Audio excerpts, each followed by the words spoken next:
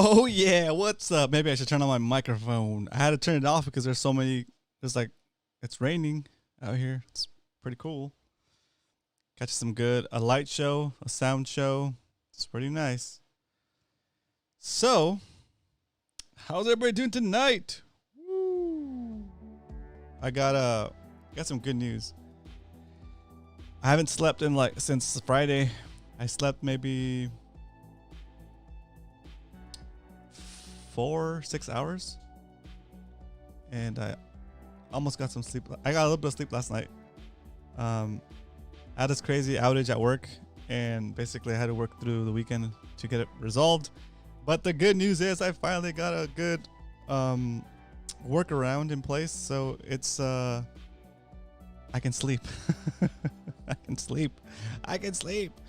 So needless to say, that's why I missed the pickle run. But let's start the show off. Welcome everybody. I hope you guys are having a good start to the week. It's Monday. Let's do some shout outs. And today I actually have some stuff prepared for you guys. So it's just talking points, but something for us to discuss. Okay, so do me a favor while I do some shout outs.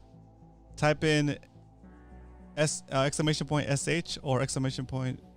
What is it? Oh, share. Is it share? I'll just do it. Exclamation point. There it is. And copy that where it says. Oh, wait. That's not it. What up? What up, Amir? Welcome.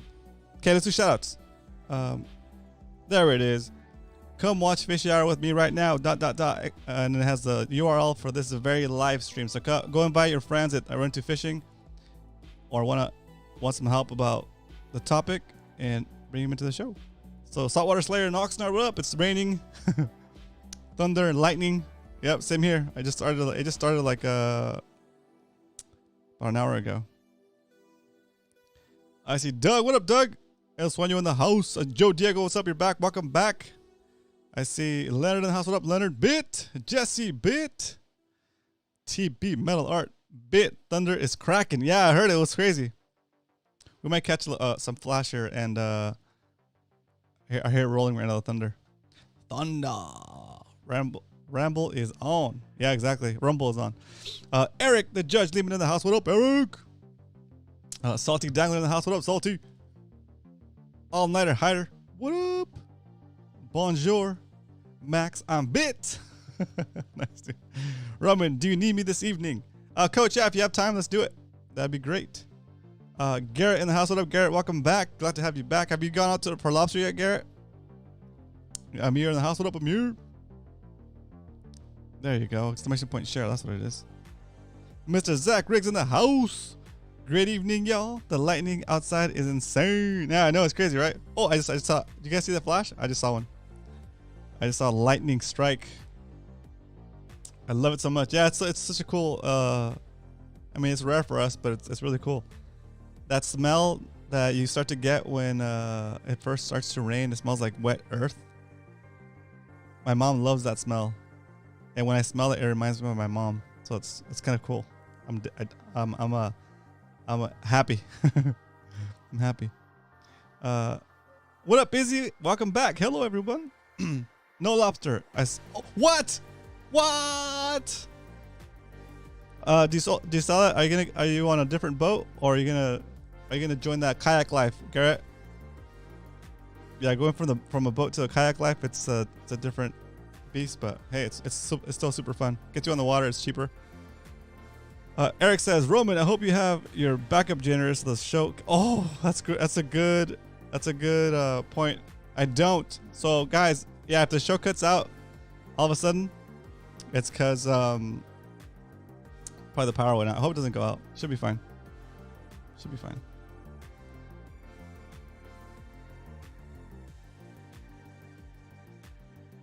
Yeah, okay, cool. All right, Garrett. Yeah, that makes sense. Salty's like, no. Oh, man. Very cool. All right. So let's move on to the first couple topics here. Let's see what we got. Okay. So we welcome everybody. If you're new here and you have any kind of fishing questions, bay fishing specifically, but any other kind of fishing here, any other kind of fishings, any other kind of fishing here in San Diego, put it in the chat at any time. Somebody in chat will pick up on that question and answer you, or I will see it and I'll answer you live during the show. Oh, this is a nice one.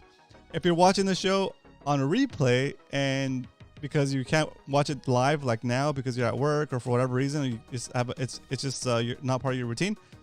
But you do make it part of your routine to watch the replays. First of all, thank you for doing that. I appreciate you. And if you have any questions that you weren't able to ask before because you can't watch it live, do leave it in the comments of this video, and I will go back and answer those questions in the next episodes. That way you have an opportunity to ask questions too. Okay, this show is all about helping people get better at fishing and building the solid community of people that are into the sport and also into not being jerks. all right, that's enough of the intro stuff. Okay, I got that first time. Yeah, and if it is your first time here, do type in first timer in all caps so we can haze you in the chat. No, I'm just kidding. So we can say what's up and hello, welcome to the community. Okay, okay, cool. Yeah, I think that's what I had going. Shout out to replay watcher. Good. Okay, replay watchers. I got everything. Wow, cool. All right, cool. Very cool. Oh, let's see. So Zach. Yeah, it sounds like a really awesome outing. I totally missed it, guys. I'm so sorry. That night when the night before the actual launch, I was up. I think I had 1 hour of sleep. Then I still made it out to go meet Zach and Kevin, so I could drop them off at I could pick them up at Shelter Islands. I could drop them off at Dana Landing, and then I also delivered the rod to Brian. So I felt like I felt terrible too. I felt so bad, but that made me feel a little bit better that I didn't like chicken out, and they were able to actually do the run on their own and without having to worry about driving back and forth. So that's pretty cool. Yeah. So we're I definitely feel like I missed out on that for sure, and I do wanna try that myself. It looks pretty fun. Also, I saw some interest. I saw other people that are interested in maybe doing that run. So maybe we should schedule one here soon. We'll talk about that a little bit later. We're gonna have a little section where we talk about the next outings we want to do, any ideas you might have. So we'll talk about that a little bit later.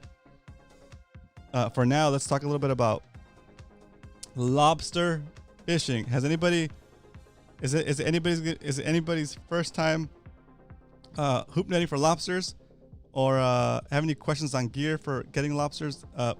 Now's the time to ask. We're gonna focus on that for a little bit, for a couple minutes. If there's no questions, we'll move on to a different topic.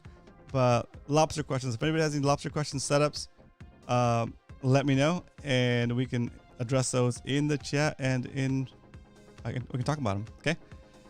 Let's see. Anyone have a kayak they want to sell? I do, Garrett, but it's not a pro angler. Going from a boat to a kayak, I recommend you go with the Pro Angler 14. It's gonna be the most stable thing you can get. And I know I'm kind of working against myself here, but if you just want a kayak you can throw around with some stuff on it, you can do. I have a kayak for sale. Go to the on Discord. I have a post on it on Discord, on our MMFC Discord. I think it's what do we call it? Marketplace, or what do we call it, guys? Let me see. Well, we call it the. Wow, lots of stuff's happening. MMFC swap meet. Yeah, the swap meet. It's in the swap meet. I have a post on it. I put it. I'm gonna tag you in it. Oh, just go in there. It's a last post. It's on there. It's my spearfishing kayak that I set up back in the day. It's designed to cut through the surf in La Jolla, so it's a nice little kayak. It's got 2 rod holders built in, a bunch of Yak Attack tracks all over the place so you can mount all kinds of gear. It's a cool little kayak. You will have to paddle with it though. It comes with a paddle. It comes with the hook. Hook something, I forget. It's all the details are in the Discord swap meet post. if you are new to kayak fishing or you want to try kayak fishing and you can't afford a Hobie Pro Angler, like a crazy $3,000, $4,000 kayak, I'm selling this kayak at a reasonable price. And if you're part of the MMFC community, I'll even work with you on payments. If you want to agree on some payments, you don't have to pay me all at once. Interest free. Okay. I just think it's a great kayak.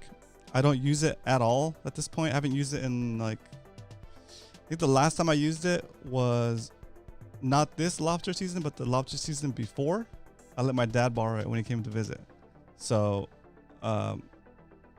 yeah, I know it's just sitting there, and it's a really nice kayak. It's got a sonar already cabled in and plugged in. It comes with a sounder. It comes with a paddle, comfy chair. It's a cool kayak. Okay, it's the one I used to use in all my videos before. You guys seen it, like my blue one. My blue one. Okay, cool. What else? That was kind of random, but yeah, I like it. More questions, please. Okay. Pickle run. Another thing about the pickle run. If you guys took pictures, I know a lot of you guys did, and most of you guys have already got those pictures to Brian. Let's make sure if you have any pickle, if you have any pickles, if you have any pictures of the pickle run you want to share, send those to Brian so he has enough time to put together a slideshow for Wednesday's show. Okay. Those of us that missed it really want to see what it was like, and just like it looked like it was a blast. On another side note, huge shout out, huge thank you to Coach, and I'll thank him again when he jumps on for meeting you guys and barbecuing it up. That's pretty cool. That's like any kind of food. I mean, I'm not saying that Coach's food is not good, but any food, it tastes like 10 times better when you're tired and you're coming off the water. So it could be like any mediocreness, and it's gonna make it taste like it's restaurant quality. I mean, Coach's salchichas are already restaurant quality, but you know what I mean. It just, everything tastes better when you're super tired and wore down. So yeah. Salty said send Brian pickle pics. Got it. Nice. Oh my gosh, that's hilarious. Oh, I've been talking this whole time. We haven't even done Pop Top yet. All right, let's go. On a scale of 1 to 10, 10 being the best Pop Top you ever heard in your life, 1 being the worst. Rate this. Damn, that thunder. Rate this Pop Top.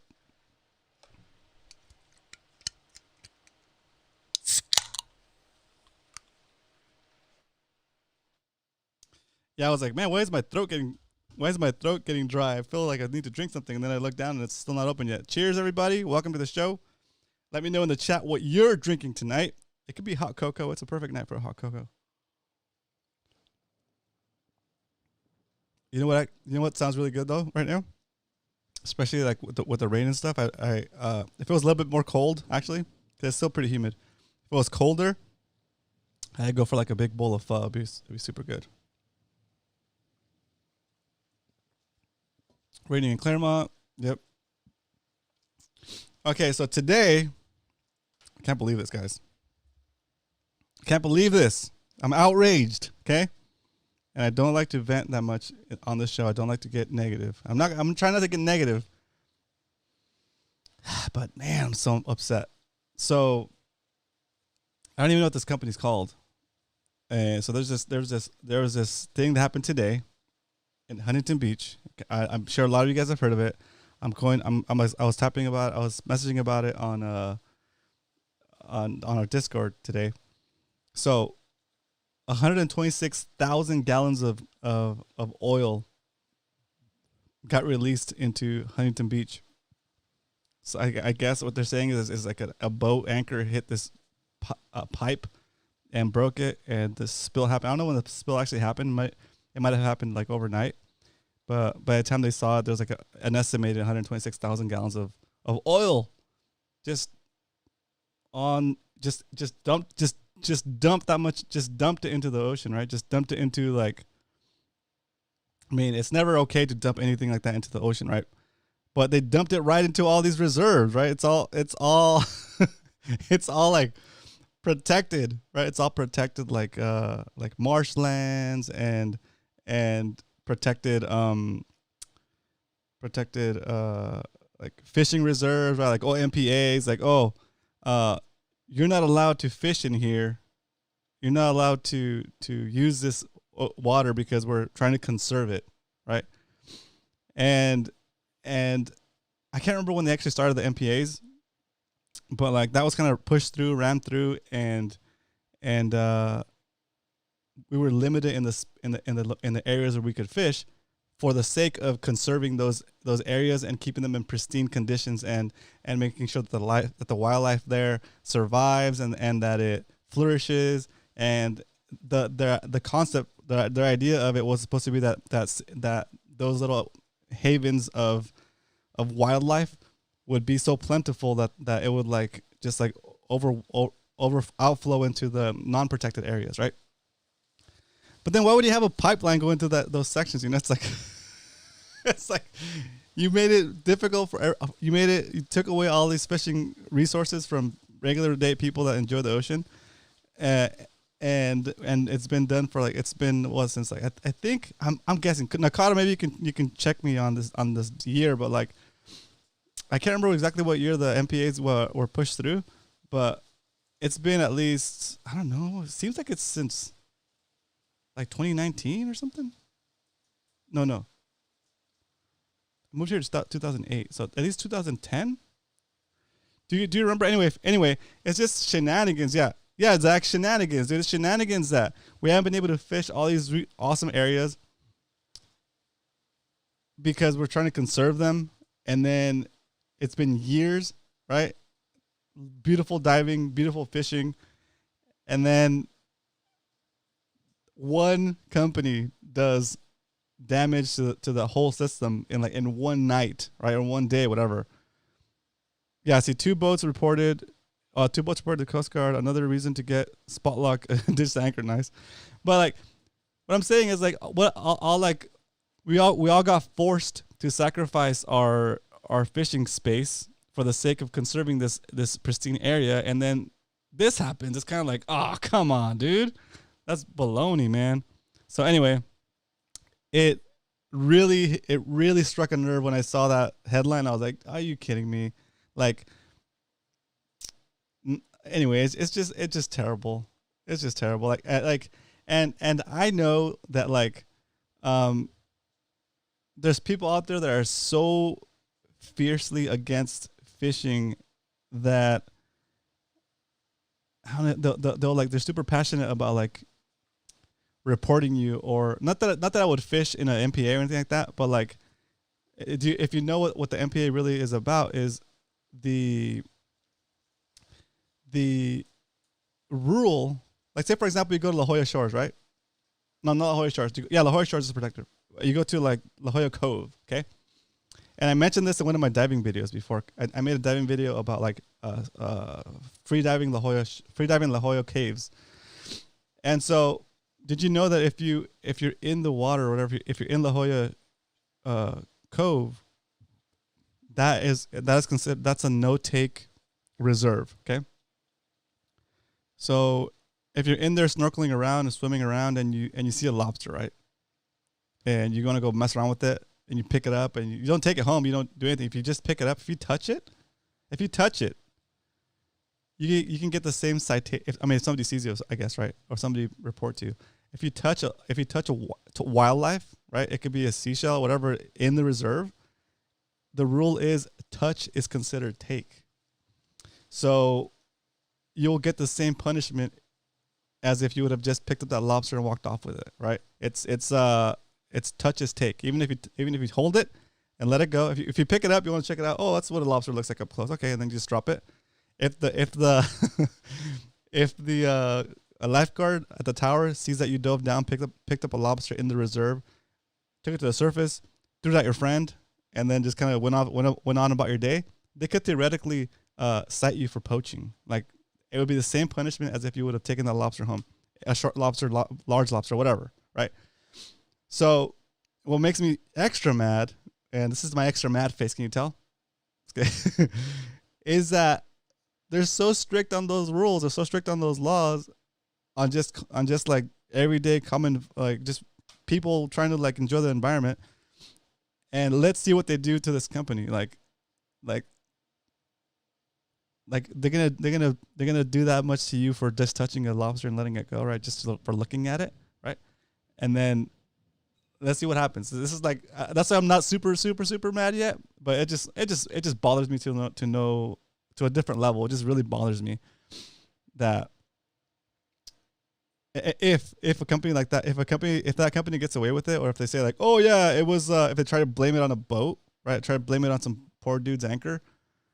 Well, are you allowed to anchor in that area? Okay, and if the guy didn't, if you weren't allowed to anchor in that area and the guy anchored, then I guess it's a guy's fault, right? But if you're allowed to anchor there, right, and you're allowed to boat there, then don't turn this into another reason to limit boating or limit where we can anchor, right? Make sure you maintain your pipes, your lines, and I think this company had like a bunch of warnings for like just not doing it the right way, I guess, right? But anyway, I just wanted to vent a little bit, guys. It just it's raining, it's good. We're getting some water, I guess, in the reserves. But dude, yeah. Okay, so let me read some of these comments. See what you guys' thoughts is. See what you guys. What I'm talking like the guy on. I'm talking like the Gollum, dude.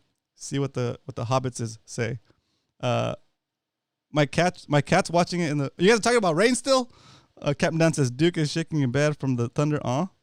Dude, nothing is going to happen after this leak. Oil companies just puts.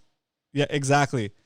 That's it, Nakata, and that's why I get so mad, dude. Because like, what's the anyway? It's just not right. It ain't right. Okay, it ain't right. Isn't it a cargo ship that they think it did it? Dude, nothing is going to happen after this leak. Oil company just puts it to bed. Yeah, exactly. Yep. And that's what's sad. That's what's sad. So maybe if we had oil company money, we could afford to open those areas back up for fishing. Yellowtail definitely don't like to be touched. Yeah. Yep, that's true. Isn't it a cargo ship that okay, good. I hope they are made to pay for the cleanup. Yeah. Exactly. Exactly. So just even the cost of mobilizing the Coast Guard, Department of Fish and Wildlife, all this like scripts, oceanography, whatever, all these different wildlife agencies. Dude, that's who's gonna pay for that? We're gonna pay for that, right? We're gonna pay for that. They're supposed to do a 5-year survey in the MPAs to see if they were effective. Yeah. So what if? So now how does this affect that, Kevin? That makes sense. Like, okay, well, they should have done the 5-year survey like last week because that survey is going to be tainted, literally.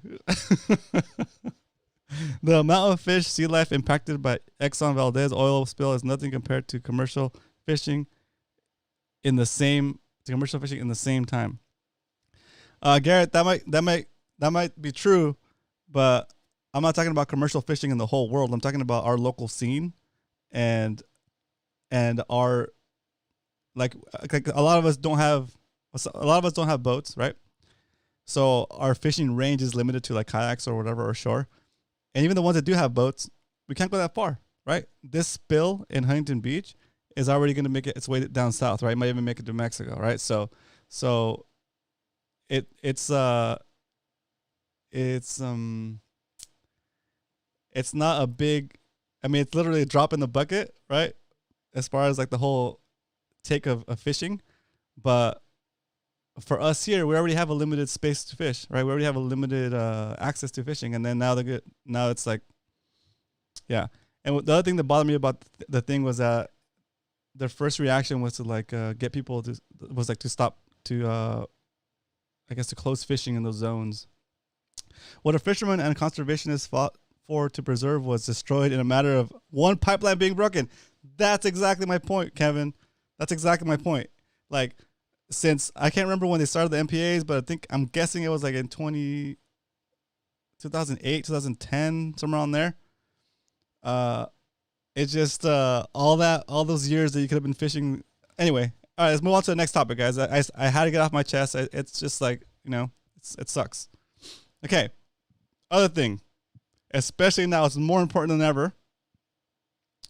I don't know. Let me see what time we're at. Oh, okay, we're at Coach. Let's do 7:45 for Coach's report. That way I have 15 minutes more to ramble. Woo!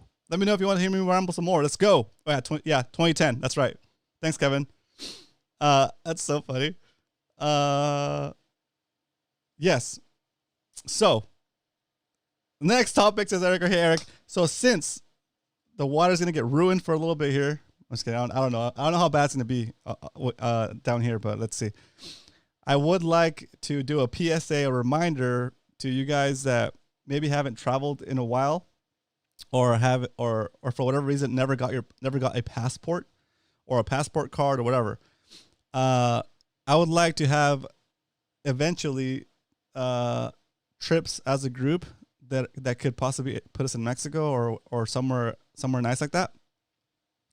And I want to make sure that you guys have the opportunity to be ready for when those opportunities come up. Okay. So I don't want you to be left out because you didn't take the time to get a passport. Okay. So I want to remind you now that if you don't have a passport, please start working on it. Okay. Start working on getting your passport. You can do like a crazy thing where it takes a couple of weeks to get it, or a week, like a expedited thing. But just do a normal process if you want. Okay, but do consider getting a passport, because some of the stuff that I want to plan for us as a group might require for us to go out of the country. Okay, and by out of the country I mean like Mexico or something like that, right? But it would be fun to do as a group. Yeah, exactly. See, it's like, there you go. So I just if Nakata all of a sudden says, "Hey guys, we're gonna get a good deal for Cedros, and we have 20 spots," right? I'm not saying we do. I'm just saying maybe, right? What if we do? And then it's going to be an epic trip. You think it's going to be like the pickle run times a million, right? It'll be super fun. And then you'll be left out because you don't have a passport, right? Or like you're going to be going through the process of like getting the passport and like struggling. And you're like, oh, I hope I get my passport by the time it's time to go. Now just get your passport now. So you're ready. Okay. Garrett's already signed me up for Cedros. Nice.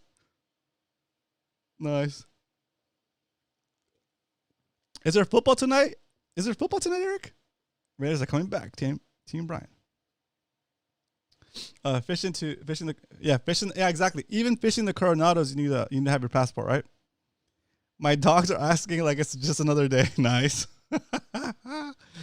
Yes, your Brian's down for a Mexico trip. I have a passport. Let's do this. Yeah. Right. So if you said like, Doug does trips to the Coronado Islands here and there, right? What if all of a sudden Doug invites you to go on his boat to go fish the Coronado Islands? It's like an hour and a half away depending on the speed of your boat. Leave at Shelter Island, hour and a half, maybe 2 hours depending on how fast your boat is. Maybe 1 hour if your boat is super fast. You're in Mexican waters fishing the islands, right? But you can't do that. That's not an option for you if you don't have your passport. Okay. Anyway, moving on to the next topic. The next topic is, once we all have our passports and stuff, Chargers versus Raiders. What? Nice. 45 minutes. Look, they Doug's boat can get to the Coronados in 45 minutes. Boom. Kevin's like, sign me up. Let's go. Pickle run on Panga boats in Ensenada. Oh, dude, that would be so sick. Yeah, exactly. Don't change topic. Let's pick a date for Cedros. Oh man. Kevin, you have the contact for Cedros, right? Maybe we can go through you, or you can put me in contact with the right person. And let's just say theoretically, that we would go to Cedros, right? They provide the kayaks, they provide the fishing gear, right, Kevin? and then you just basically got to show up with your tackle boxes, whatever you want to fish. I think you could bring your own fishing rods if you want. Yeah, we can use Discord for Seadrill Strip. Hilarious. Exactly. But yeah, just Yak Mob, what up? Welcome back. Hondas or kayaks, and there is fishing gear, but you're going to want to bring your own. Bring your own. Okay. You can bring your gear real easy. Okay, cool. Yeah. So we probably just caravan, 2 or 3 people per truck, depending on your capacity. Just take some fishing gear. They have the Hobies there. It'd be sick. How long's the drive, Kevin, from San Diego?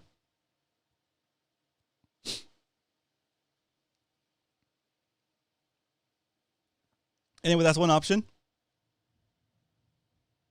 That would be the option where we're on kayaks fishing from kayaks. The other option, we'd go like maybe to Captain Dan's spot, Rancho Leonero, or maybe Bay of LA. Bay of LA is a little bit more rugged, but in both those scenarios, we would have to rent a ponga every day that we wanted to fish. So you're fishing off of a ponga, and it's like 3 or 4 customers per ponga. But again, it's not terribly expensive, You fly from CBX in TJ, and it takes 1 hour and 15 minutes. Oh, that's even better because it's like it's more safe that way. No, this season, Zach, we're coming out strong at dating. Okay, I like it. Not a cheap trip, but epic fishing. No drive, Roman. You have to fly or by boat. Okay, cool. All right, that's good. But you need a passport for that, boys. Let's go. Okay, that'd be kind of fun. Yeah, for that kind of trip, we'd have to have a lot of heads up time so you guys can plan, let the family know what you're doing. And how long are those trips for usually, Kevin? Maybe like 3 days? Is it 5 days? What's the usual run?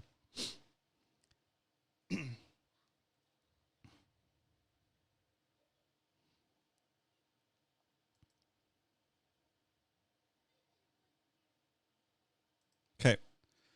Well, while you answer those, I'm gonna kind of talk about something else. Excuse me. There we go.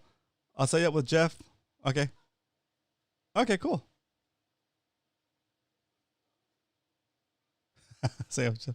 Very cool. Thank you so much. I have my eye on a pair of spots in Baja. Ooh, waiting. Nice. Can I dock my boat out there? I think you can. There's just like a launch fee I think you have to pay at the ramp, but it's not too much. You could definitely bring your own boat, but again, probably towing it down there would be kind of risky. Yeah, I'm not sure what the situation is like, but it's probably better to just go there and use what's there as like a service. Less hassle too. 10 people need to hit the like button. Oh, thanks, Eric. Thanks for the reminder, Eric. Yeah, guys, if you haven't hit the like button, please do so if you're enjoying the content. Yeah, and if you're watching from your phone or your tablet, you do have to exit the chat to get access to the like button. Little thumbs up. Bloop, hit that, and then you can jump back in the chat. Okay. Coach is going to be coming up soon in a little bit. Next, let's talk about real quick. So that's one idea for an outing. I like it. I would definitely not bring a brand new Armada down there, brand new boat down there, brand new truck. Yeah, I would. Yeah, exactly. Done. Thank you, Ernie. Yeah, guys. If you're new around here, if you go hit the like button, come back in the chat and type in "bit" in all caps. Bit. Okay. This earlier this week, Joe finally got his reel delivered. He finally got his rod and reel delivered. And he was asking about line setups. Okay, I set up my 2500 size reel with like 10 or 15 pound braid, and then I didn't backfill it with mono. I just basically spooled the whole thing with braid. I got lazy. I know it costs a little bit more, and then I just kind of changed the leader as I need it. My question to you guys, just so Joe's got a little bit more ideas on how to set us up. What do you guys do? Do you guys fish mono? Do you guys fish braid? And if you fish braid, how do you have your braid set up? Are you doing a mono backing before you put a mono backing so it fills up part of the reel? If so, how much backing are you using? Right? Yeah, let me know in the chat. I like to just do full braid because when I'm on the kayak and I want to do a long drift, I'll just let a bunch of line out, and I don't want to have the transition from mono to braid in my guides. So I kind of just do all braid, and then I change the leader to whatever leader I'm going to use that day or for the conditions. Also, I think Aaron mentioned he uses a swivel for the end of his braid. I haven't done that. I would just be.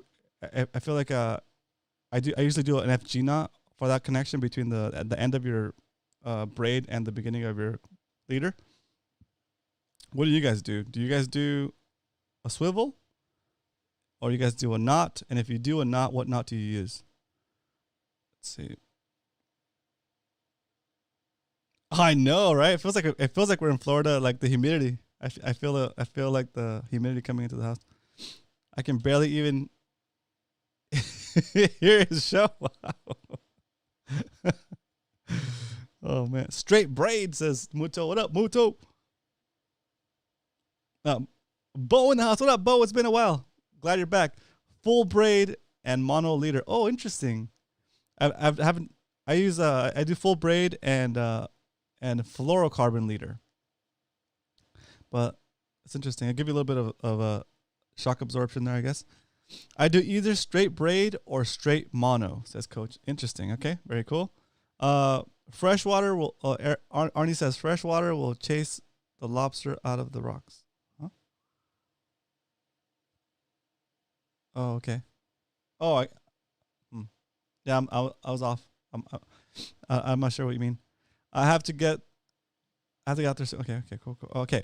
Two Geek says, personally, I go straight mono or mono with braid backing, so I don't have to replace everything for bays. I don't have to change leader. And for offshore gear, mono stretches and casts better, in my opinion. So you're doing a braid backing. That's interesting. So you're doing a braid backing, and then how long is your top shot on that? 2 Geeks. That's interesting. I use mono backing. Had issues with it slipping on the spool. Oh, okay. So Leonard uses mono backing because he had issues with the braid slipping on the spool. Okay, cool.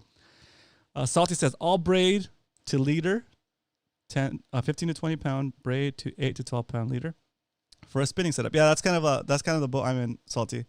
Vegan burrito, what up? What you got against the meat, bro? I'm just kidding. Straight braid for me. Okay, cool. I like it. Vegan burrito, I don't recognize your I think I vaguely recognize your screen name. If it's your first time here, welcome to the show, dude. Type in first timer in all caps so everybody can say what's up. No leader, swivel, etc. Yeah, no leader, swivel, etc. Yeah, Coach just does straight braid or straight mono. That makes sense. That's simpler. Yeah. All bright knot, okay? Joe says, likewise, Brian, enjoyed the meat and snapping pics. Okay, cool. Braid to Albright knot to mono. Interesting. I've never done braid to mono. I've always done braid to fluorocarbon. Braid to mono or peanut. Damn, I'm missing out. Braid to floral Albright knot. Okay. Yep. Leonard. Okay. Oh yeah. So Coach says, yeah, so that your braid doesn't slip. You put one wrap of electrical tape on your spool before you spool up the braid, and it lets it grip into something. Bo says swivel to prevent the tangling, especially if I'm trolling bait or lures. Oh, okay, yeah, that makes sense. Yeah, I dig that. I use a big swivel on a swivel with a D clip to my A rig. That way, it's like if it spins, I don't care. It won't mess up my braid. It won't tangle up. Captain Double in the house. What up? Captain Double says, Albright or uni to uni. Yeah, I use a FG knot on bigger lines, and then I just do uni to uni on thinner lines because it's sometimes you have to put so much tension on the FG knot to so it cinches down that you end up breaking through the lighter line. Captain Double says swivel to drop shot. Okay, very cool. I've done that also, Coach. Okay. Usually around 100 yards of mono top shot, 200 to 300 yards of braid under that. So, and just medical adhesive tape and tube backing on spool. Okay. Cool. Oh, yeah. Medical adhesive tape. Yeah, that's a good one too. Looks good. BDG in the house. What's up, dude? It's been a while. Braid to leader with Albright knot or blood knot. Ooh. I never heard that. Oh, is another name for the Albright knot a blood knot? FG knot for larger fish. Yeah. I think I need to switch. I think I need to learn a new knot. Albright knot sounds like it's the one for my lighter setups, and I like the FG knot for the heavier stuff. Vegan Burrito says, been here before, just chill. Hello. Oh, nice. Okay, cool. Yeah, no worries, man. You're always welcome to hang out and chill. I'm glad you're here. Let's see. Eric says, what's up, regardless if you're new. Get your braid to fluoro. Okay. Yep, that's what I do. Or mono with the Albright. Interesting. Okay, so this is just me asking a question now, okay? So I understand the properties of fluorocarbon is it's more resistant to abrasion, right? There's no stretch on fluorocarbon, and it sinks, right? So what's the benefit of fishing a mono leader? Just that yeah. So fluorocarbon is more expensive for sure.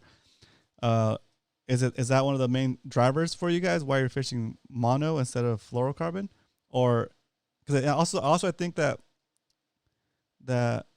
fluorocarbon for me seems to be more retain its form, like it won't have that like waviness to it or that roundness to it. It stays more straight. But maybe that's just cheap mono that I bought before. Mono is more abrasion resistant than fluorocarbon. No, blood knot is a different. Oh, okay. Blood knot is a different knot than Albright. Okay. Tags exit the side of the block. Oh, very cool. Yeah. So the stretch and the cost, right? Abrasion. Blood knot moves easily through the guides. Ooh. Yes. Mono is more abrasion resistant by far. Wow. And it is cheaper. And you get a little bit of stretch with the mono, right? All right, I'm gonna try that, guys. I'm gonna try that. It's just one more. It's probably a lot cheaper too to buy a spool of mono than it is to buy a baby sample size of fluorocarbon. I use fluoro-coated mono. Best of both worlds. That's interesting. Very cool. Okay. All right, so it's about 7:45. Let's see if Coach is on. I'm sure he's on.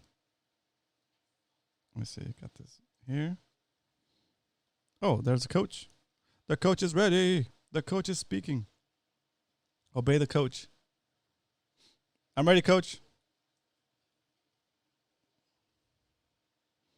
What is it? The Big Lebowski? The dude? Obey the dude?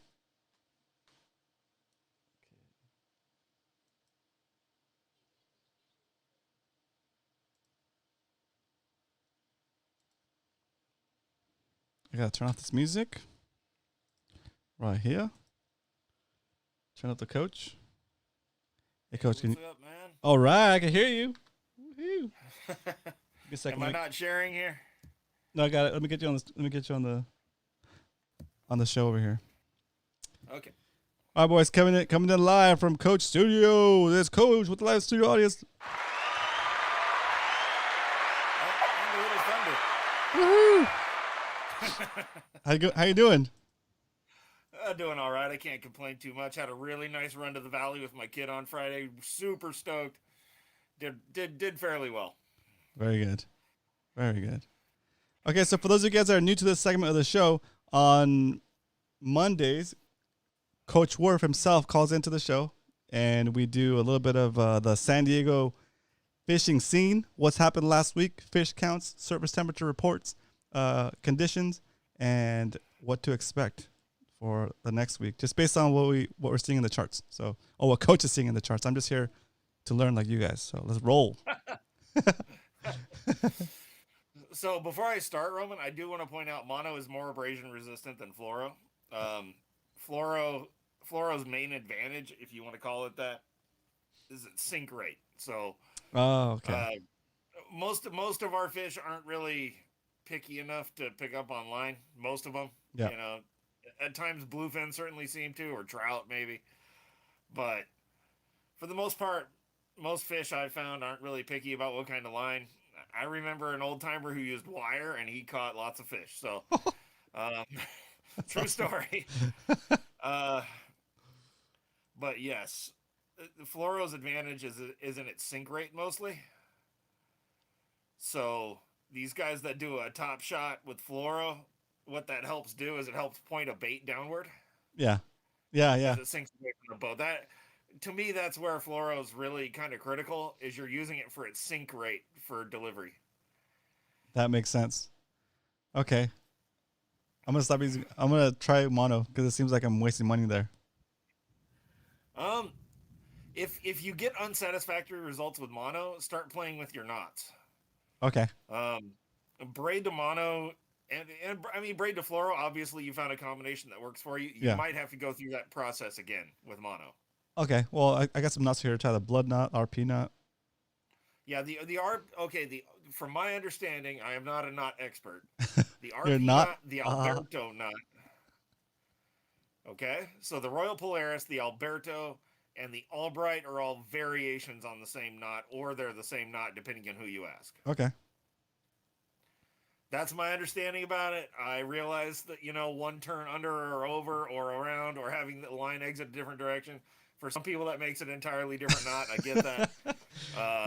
Muto's like, fluoro is a scam. Yeah, dude, that's what I'm starting to think. Muto, I'm like, fluoro is a scam. Well, this is like $20 for a spool of like 50 yards. Bastards. Well, I mean, maybe it's not a scam if it helps your Ned rig sit properly on the ground, or you know what I mean. That's true. I don't know what the difference really would be. It's not that. Does mono does mono float? Mono doesn't float, but it absorbs water over time. Okay. Because braid will float, right? So to a certain degree, yes. Right. Interesting. Okay, very cool. Jesse says fluorocarbon leader is very useful for still fishing small fly subsurface. Yeah, exactly. Well, it's because it sinks fast and is more invisible. The slower the presentation, the more important it is. Yeah, exactly. So I can see the benefit of fluorocarbon if you're fly fishing, and the weight of the line ratio to the lure is that much closer, right? But like for us, quarter ounce and up, whatever you tie on that thing is going to get sucked down with the weight of the lure, right? So the line is really not, our sink rate is more varied by the shape of the bait and the weight of the lure than the line you're using, right? I would say so 99% of the time for sure. Yeah. When you're fly lining a bait, a different thing comes into play. So that fluoro will help form a belly, which will drag, especially on a vent hook bait, and it'll point the bait downward. Yeah. And get that bait swimming down and away from the boat. I have watched this happen personally on numerous occasions. To me, that's where fluoro has its strong suit. There, if you're presenting subsurface flies to trout, or like a fly line Senko in a highly pressured reservoir or something, fluoro might make enough of a difference to account for some bites. Otherwise, I mean, if you're fishing bay bass or calicos or something, I wouldn't mess with fluoro or yellowtail. Yeah. It's awesome. Cool. All right. Learn something new every day. See, look at, we're over here trying to help Joe, and I'm over here learning stuff. So Thanks for the question, Joe. That was awesome. Anybody else have any questions at any point during this broadcast or later if you're not watching this live? Go into the Discord, ask questions, and then we'll pick some of those questions up and discuss them here as a group. So very cool. All right, let's do this. All right, let's check our tides first. We have some evening high tides, which is good for what I do. This rain's going to cool the water a little bit, which is also good for what I do. It's lobster season, which is really bad for what I want to do. So it makes it really hard to want to chum for sharks when people are swimming constantly through your chum line. I'm going to wait for the craziness of the lobster opener to subside a little bit, hopefully. Dear Lord, I hope so. Yeah, so many divers in the water right now. Yeah, I have a policy where I don't chum meat during the day or for like the first half hour after dark to try to protect swimmers and surfers and stuff, because if somebody got crunched, even if it wasn't my fault, I would still feel bad. Yeah, right. Just real quick, Nori Noriega, what up, dude? Welcome back. It says, does Floral work better for rockfish? I would assume not. It's probably better to do mono because it's more abrasion resistant, right? So, mono.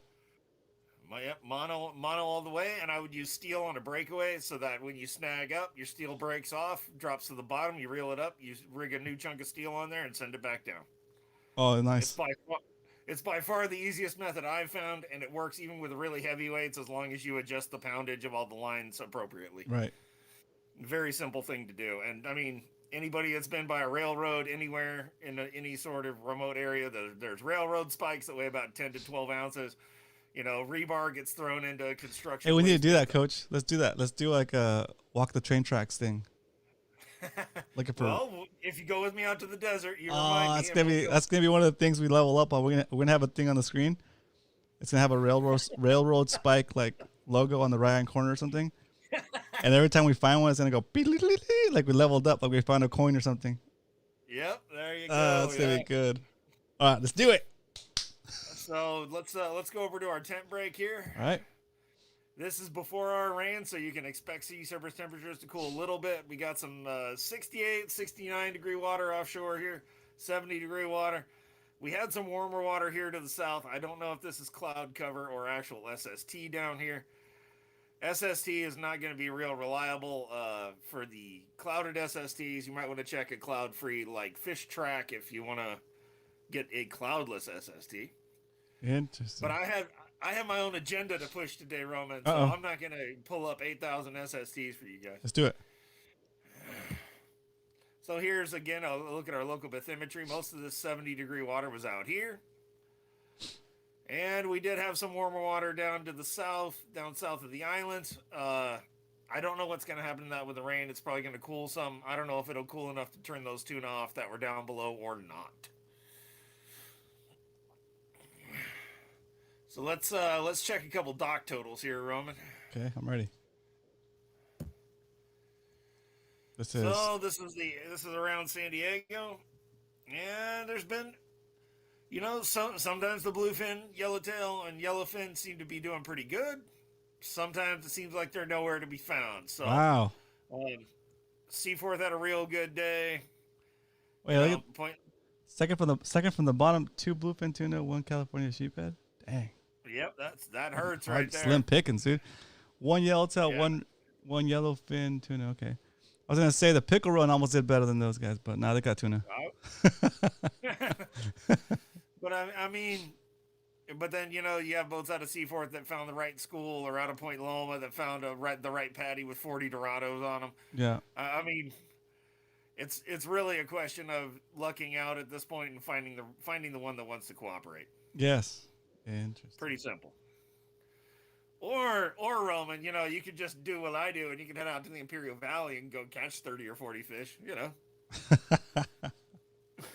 You know, no big deal. On giant hooks with random baits and spillways, right? Nope. Nope. All wrong. Oh dang. Teach me the ways. Have you been watching 618 Fishing again?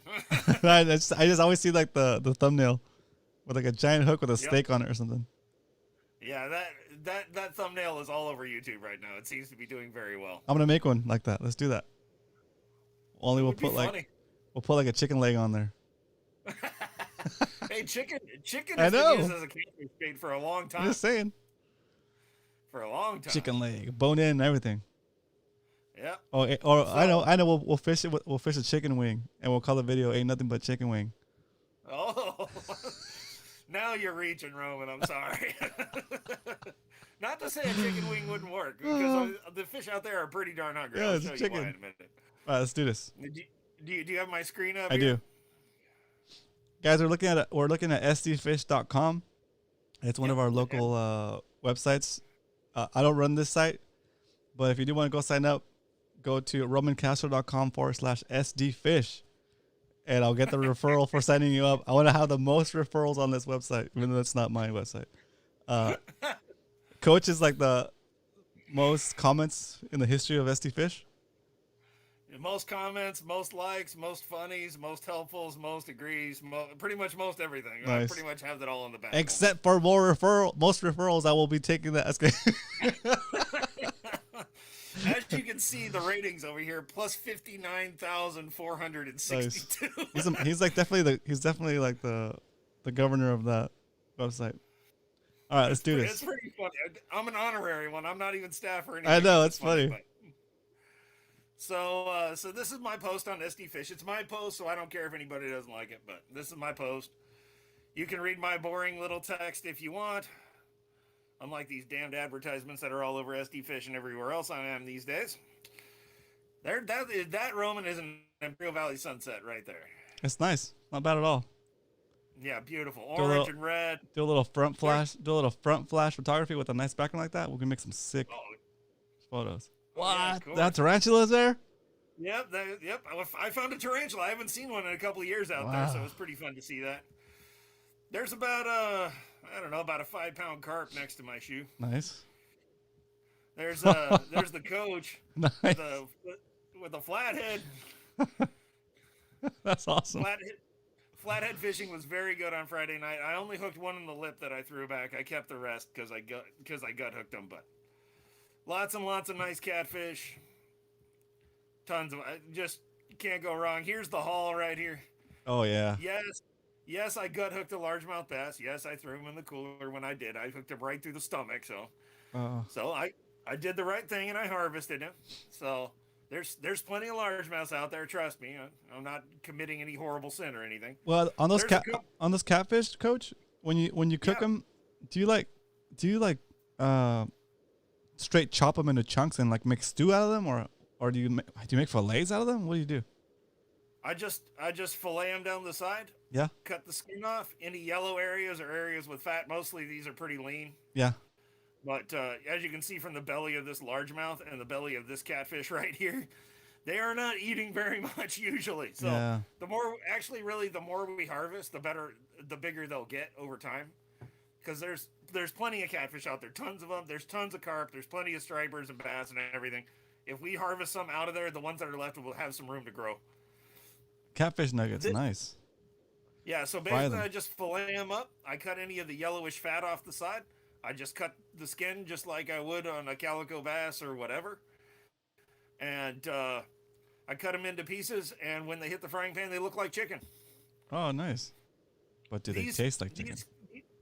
These catfish from out there are like the Olympic athletes of the catfish world. They come from water that is constantly moving, anywhere between 10 and 40 miles an hour. You're right. They fight the current their whole lives.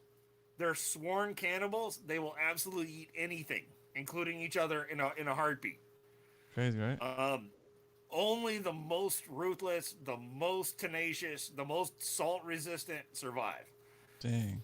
So these fish are totally harvestable. They've got totally edible meat. I saved the carp for some friends of mine who really love eating carp, which is awesome. What? Okay. Yeah. There's lots of ways to cook carp, and carp have been harvested for food for millennia. So. Oh, interesting.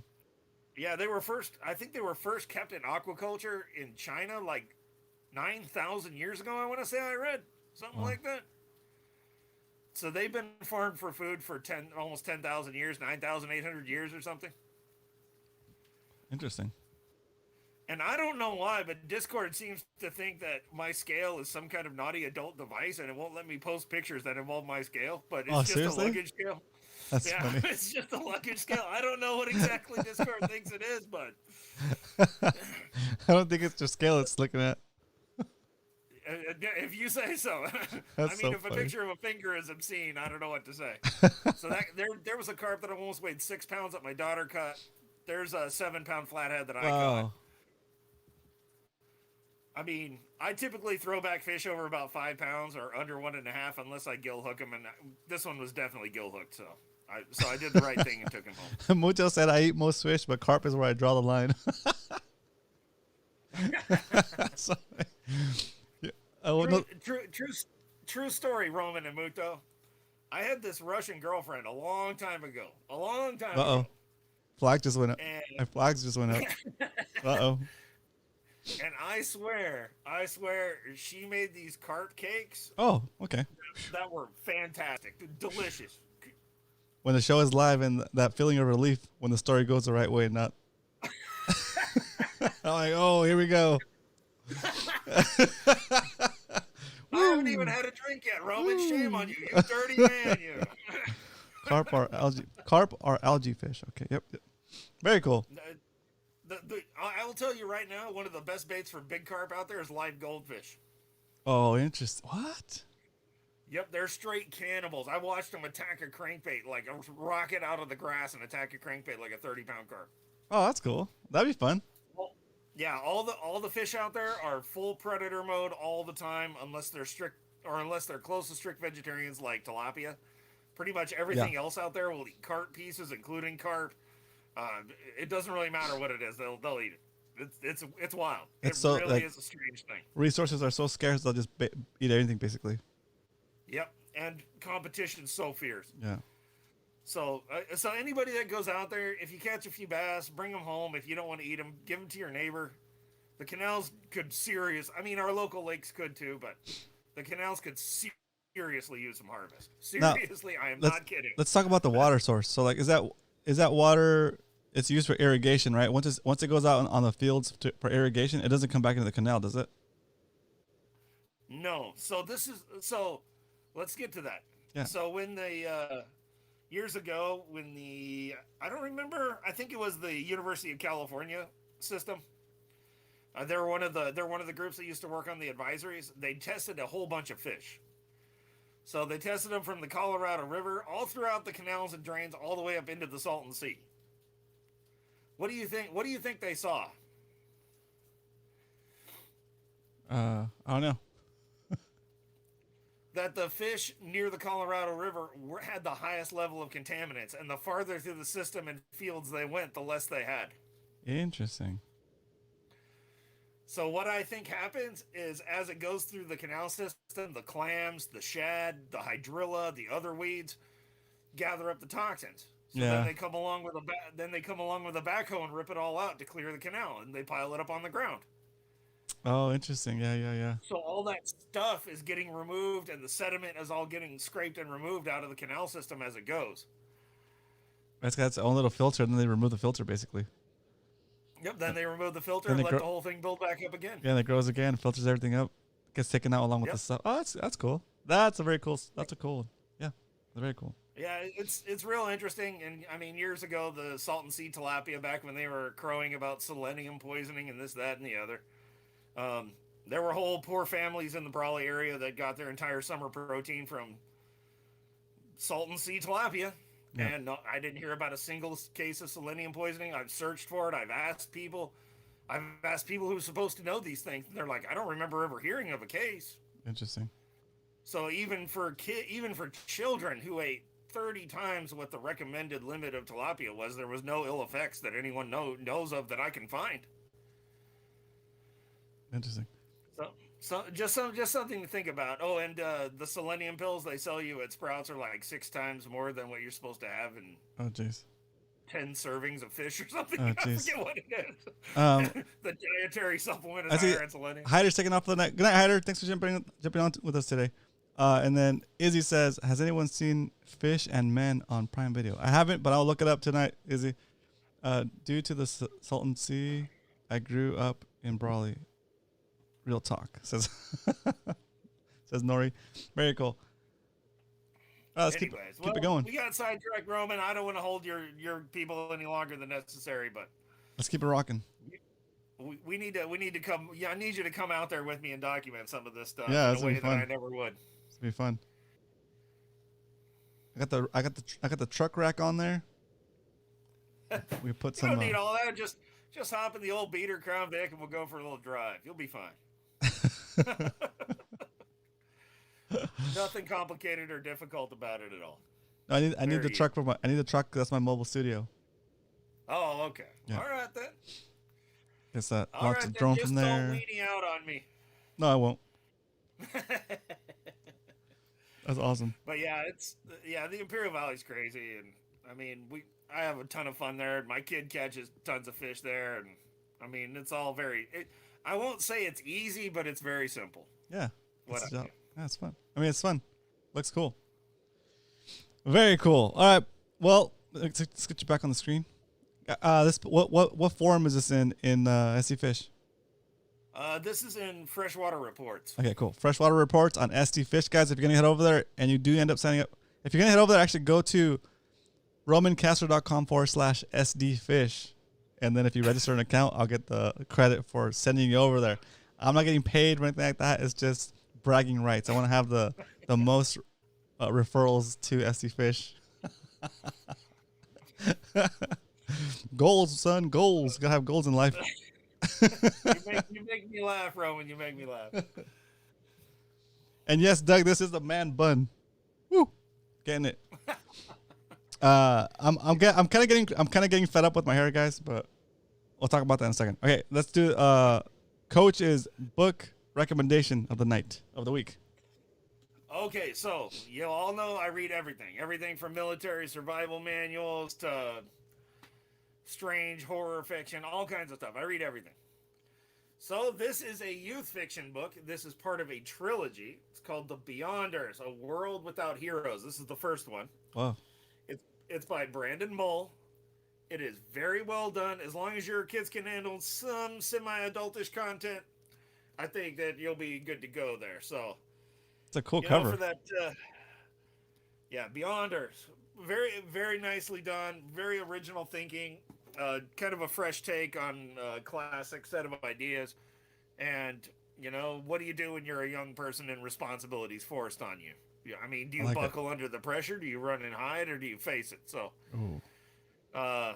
it's pretty interesting stuff. And of course, there's a little bit of violence, but nothing crazy or anything. But yeah, I can't have a good book without good violence. Jeez. Yeah, I agree. I mean, what up, Cal? Your kids can watch The Mandalorian. I mean, yeah, exactly. Very cool. All right, well there it is. How many max out of 10? Out of 5? I'll give that one 4.5 for a kid's book. He does it pretty good. Interesting. How many? That looks like a. Tell me the title again. The series is called Beyonders. This one is A World Without Heroes. Okay, Beyonders. I saw that you can buy all 3 on Amazon for $15. Okay, I'm gonna see if it's on audiobook. I'm gonna listen to that, and if it's good, I'll make my kid read it. Yeah, I don't think you'll have to make them read it. I think they'll rip right into it. I just want to listen to it first before I end up. He's like, starts asking me weird questions like, "What, Daddy? What does this mean?" I'm like, I don't think you'll have too much problem with any of that, but. All right, cool. Very, very well done and properly done, I would say too. Cool. All right, guys, make sure you stay tuned because we're gonna restart the show for Cal now that he's here. Coach, thank you so much for sharing your knowledge, information, and sharing the fishing stock with us today. Oh yeah, you betcha, Roman. You let me know when you're ready to go out there. If anybody else wants to go out there, I have a write-up on SD Fish in the Catfish section that explains step by step how I go about it. Cool. Yeah, there's a couple of people that would want to go. That might be one of the things we do. One of the outings we do before we do a Mexico outing. So. It's definitely remote, and it's like fishing on the moon. Not quite like Baja, but it's definitely a weird land for sure. That's awesome. Like some ranchers would be like, "What is this mob of people doing in my?" That's so funny. Crackheads running around. Oh God, no! Don't be jinxing me, Rowan. Just kidding. All All right, Coach. Thanks again. Let's take Coach out with a live round of applause from the live studio audience. What up? Thanks, Coach.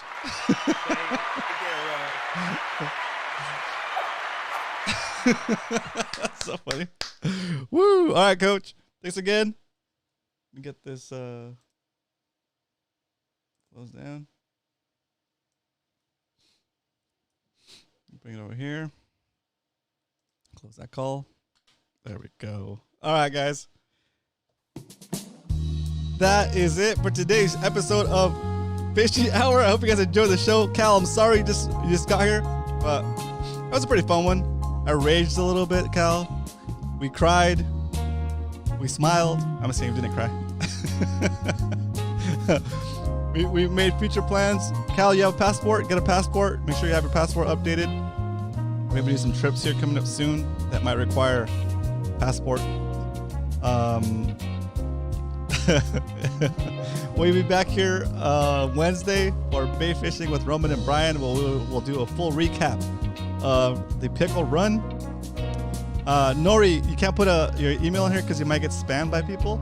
If you want to keep in touch with everybody here, go to our Discord server, ! Discord in the chat. We'll give you a link to the invitation. Go in Discord. All the guys in the chat are in Discord. That's where we get together and talk about future plans, coordinate fishing outings, sell stuff, buy stuff, share our fishing stoke, share our personal best, set MMFC records, set IGFA records. All kinds of good stuff is happening in there. ! Discord in the chat, and then Nightbot will respond with a link for you to go check it out. Okay? I'll see you over there. Also, if it doesn't rain tomorrow, I'm gonna kayak fish. Dang it. I've been working through the whole weekend. So I'm gonna take the day off tomorrow if I can. And then I'll be on the water early, like around 2-ish, 3-ish. If it doesn't rain. If it's not raining. I wanna get some fishing done. And I'll be on my regular channel for that. Okay guys, so that'll be on the Roman Castro YouTube channel. I'll see you there. Tomorrow, if it doesn't rain, if it rains, I'm gonna stay home, and then I'll just see you guys on Wednesday with Brian. Okay? All right. Have a good night, boys. Thanks again for hanging out with me tonight. Good night.